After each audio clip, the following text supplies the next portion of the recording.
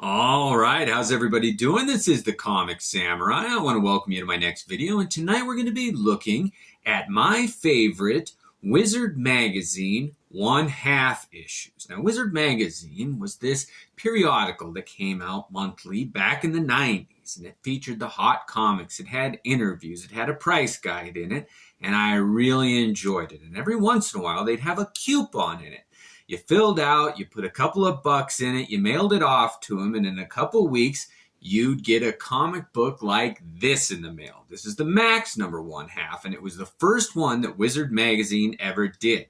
This has actually got a foil little bit in the title there, and it was just a really good way to kick off their half series. Next up, we got Star Wars Episode 1, number one-half. This has got a beautiful Tim Bradstreet cover. I wasn't a huge fan of this movie, the first one. Everybody hyped up the return of Star Wars coming back to theaters, so they actually did a pretty good job with the cover on this one. Next up, we got Fire from Heaven, number one-half.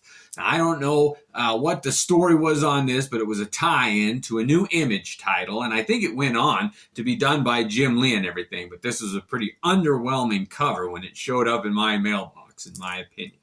Next up, we got Exo Manowar, number one-half. And I think that Wizard Magazine had a good deal of credit for the popularity of Valiant comic books in the 90s when they got hot. They really pushed them, and this is an example of that, although it was a pretty good cover. I like that. Now, when you ordered these half issues, sometimes they came with different bags. And these are all the original bags that they came in. You'll see that it has Wizard stamped on the top there, and sometimes it's got foil on the front. And they did come with certificates of authenticity. But this is my Lady Death one-half. Now, Lady Death was a huge character in the 90s. Her popularity exploded, so Wizard Magazine had to jump on the bandwagon and put out a half issue. Next up, we got Ripclaw, number one-half. And Image was another one of those companies, a lot like Valiant, that Wizard Magazine just couldn't promote enough. It's something to look at the top 10. They always did the hottest comic books or the best-selling comic books. And when Image hit, it had to put DC and Marvel in their place. They had to be shaken in their boots because their numbers were always higher. Now, this Flash, number one-half, came in a different bag. For a while, Wizard Magazine tried to promote these new binder sleeves. See how it's got a 3-ring binder on the side of it, and it's got this little removable strip so you can seal the comic book in? I thought that would have been a pretty good idea. It's always novel to try new things, but there's something about the fold in a 3-ring binder that I stay away from. It's never a good idea. But this was actually one of the better one-half issues, in my opinion. Next up, we got Nightwing, number one-half. And this has got a McDaniels cover. And he is so underrated. Everything McDaniels did was he did Daredevil run, he did a run on this Nightwing, and I liked him as an artist. He was one of my favorites. Totally underrated. I would say that he's right up there with Frank Miller. I mean, his stuff looked a lot like it. Next up is Teen Titans one-half. And when they rebooted this series, I really enjoyed it. I got into it. I liked Perez's new Teen Titans, but this new take, it was an updated version for me. The new Teen Titans always felt a little dated in the 80s, but I liked when they rebooted this. And the number one had a Turner variant cover that's one of my favorites of all time. Next up is Daredevil one-half, and everybody was excited when Kevin Smith was going to take over that title, and Quesada had a big hand in the art in it. And I really liked Kevin Smith's run on it. I know that that's a controversial opinion, but to each their own. But this is an example of Quesada's work, and you can see this one also had the foil wizard emblem on the cover there.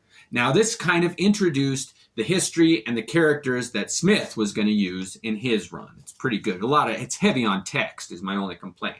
Next up is Darkness one-half. I just liked the covers. It had a good tone. Garth Ennis wrote this series, and they were a good match. I did like that character. He had a good run on it in this half. I mean, it was perfectly made for it. It came out at a great time. This is actually a Silvestri cover. Next up is Earth X, and Wizard Magazine was able to get a lot of big names to work on this. And this is an Alex Ross cover, and it's beautiful, fully painted. I love the wash of color in this one. It's one of the most beautiful 1/2 issues that Wizard Magazine put out. And it was fun to wait for them in the mail, and you'd get home from school every day and check, nope, and month after month, and then finally a beautiful comic like this, Fathom 1/2, would show up.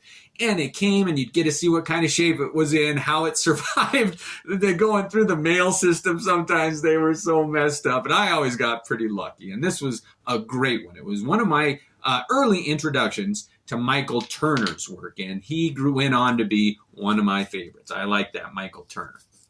Next up is Ghost Rider 1/2. Now, this is the other Ghost Rider that came in later after Danny Ketch's run. The whole Texeira, Saltera's run, this was the next iteration, and I wasn't very much looking forward to it. But then I saw this cover, and I really got excited about it. That new take on Ghost Rider, the way they did the flames, and it was I liked this art. I liked this style. It was a good change of flavor for Ghost Rider. Next up, we got Powers 1/2. And when Brian Michael Bendis hit the scene with Oming on this one, they had gold. I really liked that Powers series. And this was an introduction to it. It got you excited about it. You weren't too late to go and pick up a #1 and just get into the Dina Pilgrim story. And they're good cops that handle Powers cases, and this is a great example of Powers 1/2. It really did work because it was my introduction to that series. Next up, you have to have a Wolverine 1/2. I mean, every series, you got to have the heavy hitters, and nobody was bigger at the time than Wolverine, and this is his iteration of his 1/2. I like that one.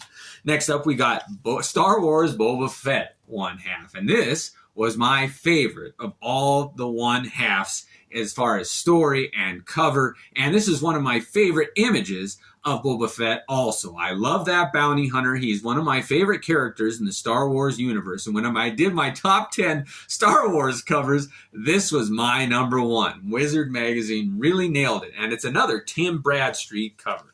Next up, we got Heroes Reborn, and it wouldn't be a Comicsamurai video without Liefeld making an appearance. And this is Rob Liefeld's take on the Heroes Reborn series that came out. They reintroduced a lot of the old artists that went away and formed Image, and did a reiteration, a reimagination of some of the characters. And this is, of course, Captain America, and everybody knows that drawing that Liefeld's infamous for, of drawing the pectoral muscles that go all the way to China.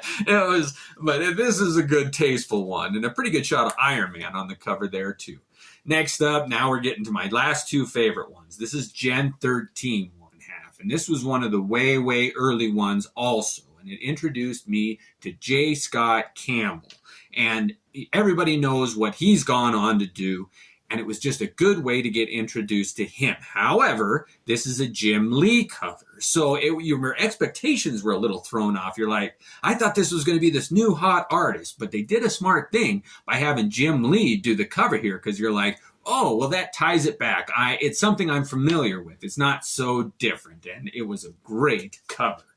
Next up, and finally, I always save the best for last. We got Sin City, Just Another Saturday Night. And this is the only one of those 1/2s that didn't really feel like a half issue to me. It is a smaller format comic, meaning there's less pages. The dimensions of it are still the same. But this was a complete story, and it was Frank Miller writing and drawing it, and it was just a beautiful cover. I really did like this one. They did reprint it. It was so good, and you could find a regular copy of this in the comic shops. But this is the one, this is the cover that you got when you ordered it through the mail through Wizard Magazine. So those are my favorite half issues. I want to know what yours are. Let me know which ones I forgot. Thanks for joining me, and have a great night.